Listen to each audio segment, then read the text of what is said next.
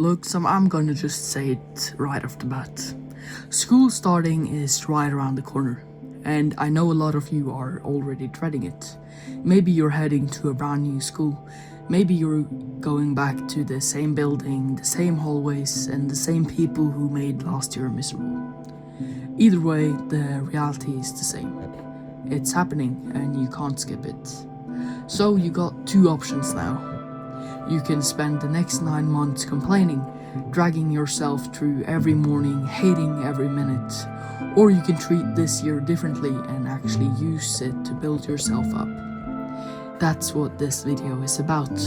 Not surviving, actually getting something out of it. Here's the first thing you need to get straight. A lot of you are walking into school worried about the wrong thing. You're worried about your status. Who is sitting at the cool table? Who likes you? Who's talking about you? And I get it. When you're in it, that feels like a huge thing. It feels like it decides everything for you. But here's a reality check that I can give you. That status, it doesn't leave the building. The people who are cool in school aren't cool because they're worth anything. They're cool because they're in a room full of people who doesn't know any better yet. The second you graduate, nobody cares about who sat at the cool table. Nobody checks your popularity at your first job.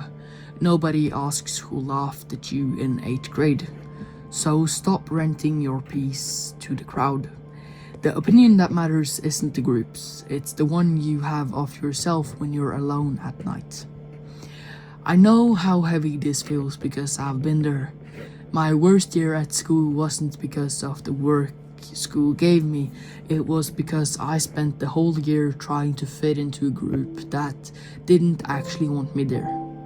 I changed how I talked, how I behaved. I laughed at jokes I didn't find funny. I pretended to like things I didn't, just so I could have a seat at the table. And here's what I learned the hard way. That group, they never really accepted me. They just tolerated me because I was useful to have around. And the second I stopped being convenient, they were gone. I realized I'd spent a year of my life bending over backwards for people who wouldn't cross the street to say hi to me today. Don't make that mistake. A couple of friends who actually know who you are and have your back are worth a lot more than a whole cafeteria. There's the quote I really like that talks around this one, and that is, I would rather have 4 quarters than 1,000 pennies. See, a couple of real friends are worth so much more than 1,000 people who will never have your back at anything. They will just leave you when things get hard and just stay around because you are there, not because they really like you. Now let's get practical, because this is where most guys mess up. They treat school like a prison they have to survive, zoning out in class, scrolling under the desk, ignoring the teacher. It feels like you're beating the system. But then the bell rings and you go home with 3 hours of homework you're hanging over, and it's just hanging over your head. You ruined your own free time because you were too lazy to do it while you were at school. But I have a rule, and that is, when you're in that building, you work. If there's just 10 minutes left and the teacher's done talking, finish the worksheet instead of pulling out your phone waiting for that bell to ring. Make it your mission to have that place left so that when you're leaving that place, you have nothing left to do. The second you walk out of those doors, make that time yours. That time is yours, You have it to hit the gym, hang with friends, work on something you actually care about, or just relax without that heavy feeling following you home. Some of you are thinking, easy to say, but I'm dead by noon. I can't focus on anything, and that's fair, but a lot of that isn't the school. It's how you're treating your body. You wake up and scroll for half an hour. Your brain is fried before the day even starts. Chug a giant energy drink at 8 a.m. and eat garbage at lunch. You'll get a quick spike, of course, but then you'll hit the wall at 1 p.m. and feel miserable for the rest of the day. That's not the school draining you. That's you draining you. Drink water, eat something that actually gives you energy. Put the phone in your bag so your focus can reset. You'll be shocked how much easier school gets when you're not fighting a crash and a fried attention span at the same time. But before we keep going, I want you to actually pause and ask yourself one thing. What's stressing you out at school right now? Or what is it that is stressing you about school starting soon? Name it. The thing that makes your stomach drop. Now, ask yourself this. Is this thing actually going to matter a year from now? Or even 5 years?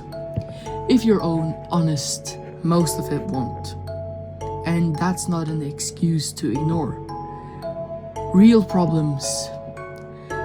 See, it's a reason to stop letting them own you.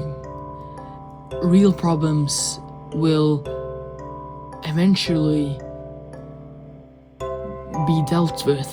You have to deal with them, of course, but it's not a reason to let them own you. If this is landing close at home, subscribe for more of this kind of content. It genuinely helps. But don't go yet, because the last part is the one that actually changes your whole year. Here's the final thing, and it's the most important. You need to figure out what you actually want out of this year. Most guys never do. They'll just float through, letting school decide everything for them. Their schedule, their mood, their self-worth. But here's the truth. School is just a tool for your life. It's not your life. It's a building you pass through for a few years. The classes you care about, go all in on those. The ones that are pointless though, you just need to do enough to pass and move on from them. And use the energy you save on things that actually matter. A skill, a craft, your health, your relationships, your own mind. You're not defined by your report card. You're defined by what you build when no one's grading your work. So here's your move this week. One thing. Decide right now that this year you're not going to rent your piece to the crowd or drag yourself through it complaining. You're going to do the work while you're there. Take care of your body and use the free time you have to build something real. Do that and the school stops being something you survive. It starts being something you use. I'll see you in the next one.